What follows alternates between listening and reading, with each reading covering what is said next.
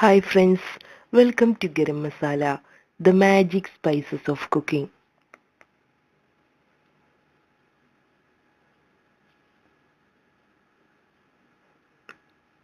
കുട്ടനാടൻ മത്തിക്കറി. ഇന്ന് നമുക്ക് കുട്ടനാടൻ സ്റ്റൈലിൽ ഒരു മത്തിക്കറി ഉണ്ടാക്കാം. വളരെ സ്പൈസിയും ടേസ്റ്റിയുമായ ഒരു ഫിഷ് കറിയാണിത്. ആവശ്യമായ സാധനങ്ങൾ എന്തെല്ലാമെന്ന് നോക്കാം. മത്തി 500 ഗ്രാം, സവാള 1 കപ്പ്, ചെറിയ ഉള്ളി 1/2 കപ്പ്, ഇഞ്ചി 2 ഇഞ്ച് നീളത്തിലുള്ള ഒരു പീസ്, പച്ചമുളക് 3-4 എണ്ണം, തക്കാളി 1/2 കപ്പ്, കുടംപുളി 2-3 എണ്ണം, എണ്ണ, ഉലുവ 1/2 ടീസ്പൂൺ, മഞ്ഞൾപ്പൊടി 1/2 ടീസ്പൂൺ, മുളക് പൊടി 3 ടീസ്പൂൺ, മല്ലിപ്പൊടി 1 ടീസ്പൂൺ, ഉപ്പ്. ഇനി നമുക്ക് കറി റെഡിയാക്കാം. അതിനായി ഒരു മൺചട്ടി ചൂടാക്കിയെടുക്കണം. ഇനി ഇതിലോട്ട് വെളിച്ചെണ്ണ ഒഴിക്കണം. അടുത്തതായി ഉലുവ ചേർക്കാം.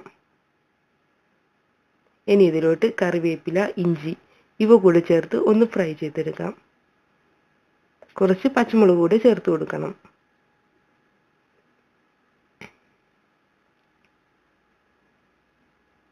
ഇനി ഇതിലോട്ട് ചെറിയ ഉള്ളി ചേർത്ത് ഫ്രൈ ചെയ്തെടുക്കാം.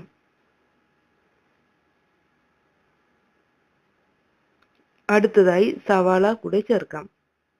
ആവശ്യത്തിന് ഉപ്പ് ചേർത്ത് നമുക്കിതൊന്ന് ഫ്രൈ ചെയ്തെടുക്കണം.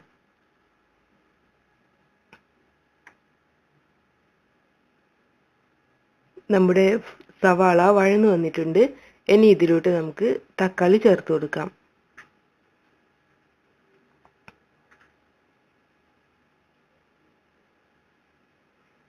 നമ്മുടെ തക്കാളി നല്ല മാഷായി വന്നിട്ടുണ്ട്.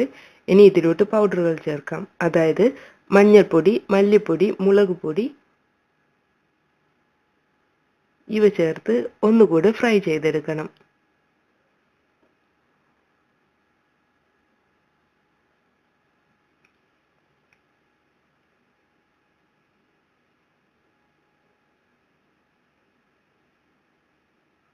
ഇനി ഇതിലോട്ട് കുടംപുളി ചേർക്കാം.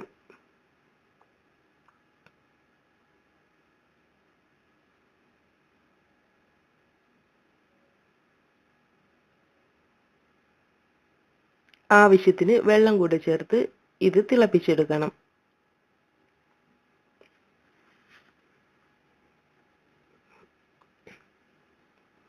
നമ്മുടെ കറി തിളച്ച് വന്നിട്ടുണ്ട്. ഫ്ലെയിം കുറച്ച് ഇതിലോട്ട് കഴുകി വൃത്തിയാക്കി വെച്ചിട്ടുള്ള മത്തി ചേർക്കണം. ഇതൊന്ന് മിക്സ് ചെയ്ത് കൊടുക്കാം. ഇനി ഇത് അടച്ചു വെച്ച് ഒന്ന് തിളപ്പിച്ചെടുക്കാം. നമ്മുടെ കറി തിളച്ച് വന്നിട്ടുണ്ട്.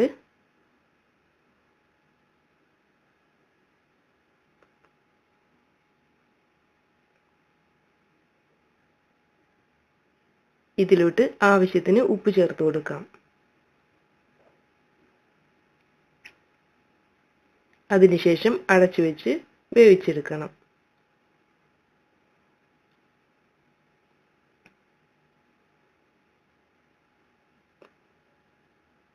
നമ്മുടെ ഫിഷ് കറി റെഡി ആയിട്ടുണ്ട്. എണ്ണയെല്ലാം സെപ്പറേറ്റ് ആയി വന്നിട്ടുണ്ട്. ഗ്രേവി എല്ലാം നല്ല തിക്കായിട്ടുണ്ട്. നമുക്കിത് ഒന്നുകൂടെ മിക്സ് ചെയ്ത് കൊടുക്കാം.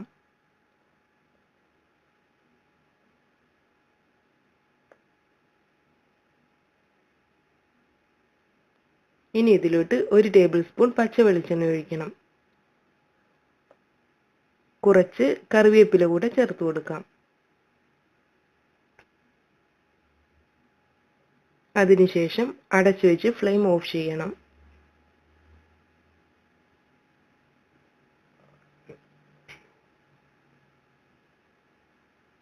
നമ്മുടെ കുട്ടനാടൻ സ്റ്റൈൽ മത്തിക്കറി റെഡി ആയിട്ടുണ്ട്.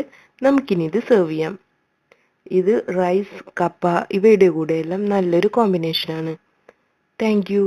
Please subscribe.